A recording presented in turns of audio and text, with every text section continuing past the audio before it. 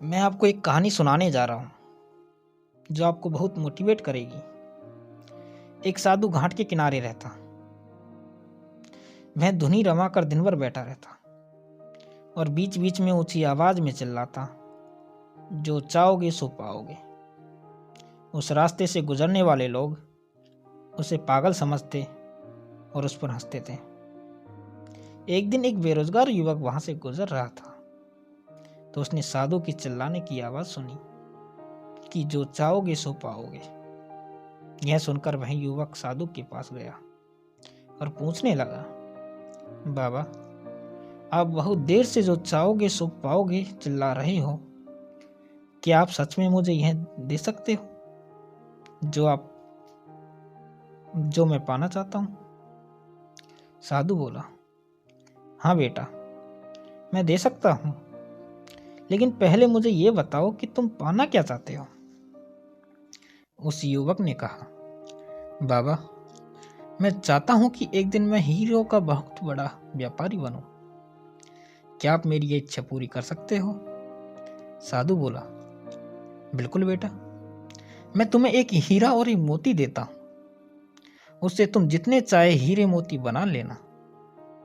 साधु की बात सुनकर युवक प्रसन्न हुआ।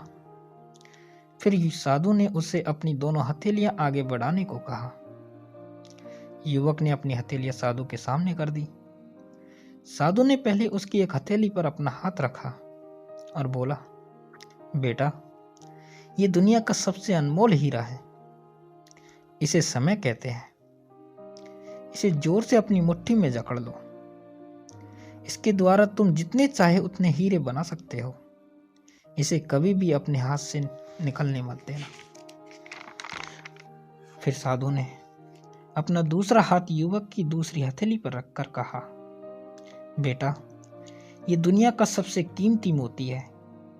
इसे धैर्य कहते हैं। जब किसी कार्य में समय लगने के बाद अच्छा परिणाम प्राप्त ना हो तो इसे धैर्य नामक मोती को धारण कर लेना। यदि यह तुम्हारे पास है तो इस दुनिया में जो चाहोगे वो हासिल कर सकते हो।